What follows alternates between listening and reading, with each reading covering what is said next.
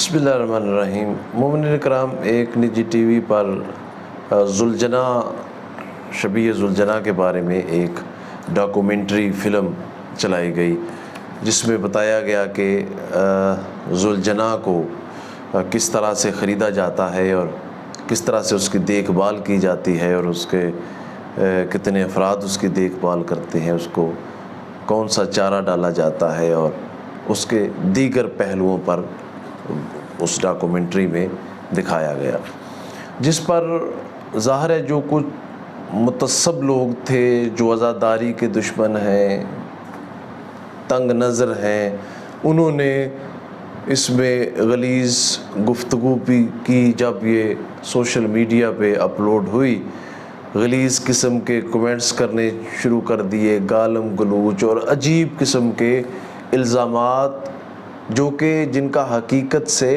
تعلق نہیں ہے، وہ اس کے ساتھ جوڑنے شروع کر دیے کہ شیعہ جو ہیں وہ گھوڑا پرست ہیں، وہ گھوڑے کی پوجا کرتے ہیں، فلاں فلاں۔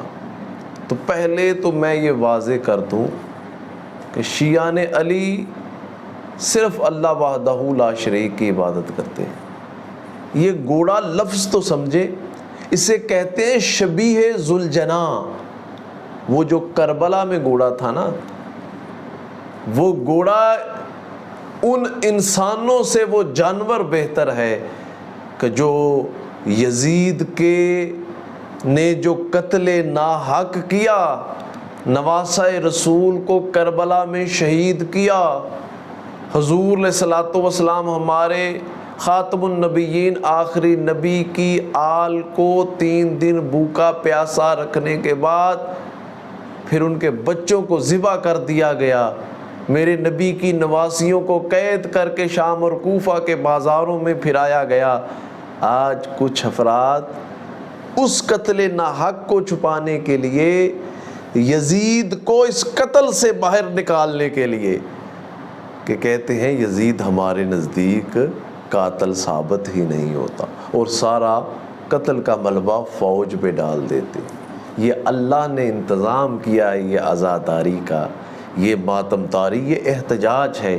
اور میں عرض کر رہا ہوں، یہ شبیہ ذوالجناح اس ذوالجناح کی کہ جس نے امام عالی مقام امام حسین علیہ السلام کے آگے تیر کھائے، اور جب تک میرے مولا نماز پڑھتے رہے یہ تیر کھاتا رہا، میرے مولا کے گرد طواف کرتا رہا، پھر زخمی حالت میں آ کے مستورات عصمت کو، بیبیوں کو بتایا کہ مولا شہید ہو گئے۔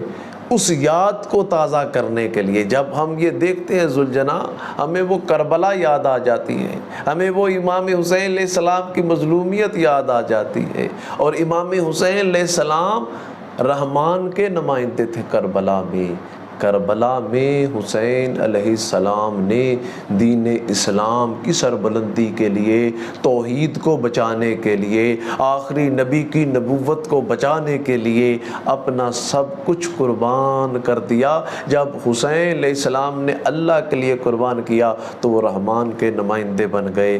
ہم اس رحمان کے نمائندے کی اس قتل ناحق کو جو چھپانا چاہتی ہے دنیا، کہتے ہیں یزید پر اللہ رحم کرے، 2 شہزادوں کی جنگ تھی، ایک ہار گیا ایک جیت گیا، حسین بھی شہزادہ اور یزید بھی شہزادہ۔ لہٰذا اس قتل ناحق کو بڑے معروف حضرات آج کل کہہ رہے ہیں، آپ جانتے ہیں طارق مسعود بہت بڑا یوٹیوبر، اس نے کہا، مفتی منیب الرحمن نے کہا، مفتی عبدالعزیز اسلام آباد والے نے کہا، ذاکر نائک نے کہا، بڑے بڑے لوگ کہہ رہے ہیں۔ اس لیے اللہ نے انتظام کیا ہے کیونکہ اللہ کے نمائندے ہیں حسین، ہم ان کی شبیہ یہ جو ہے ہم وہ اس کو سامنے رکھتے ہیں، تو ہمیں وہ اللہ کہ اس قربانی جو اللہ کے دین کے لیے دی گئی وہ یاد آ جاتی ہے۔ ہم اللہ کی بارگاہ میں دعائیں کرتے ہیں، اللہ تعالیٰ ہماری دعاؤں کو مستجاب کرتا ہے۔ اللہ فرماتا ہے جو میرے ذکر کو بلند کرتا ہے میں اس کے ذکر کو بلند کروں گا۔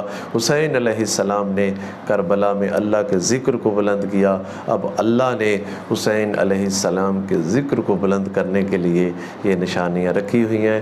اللہ تعالیٰ تمام عالم اسلام کی حفاظت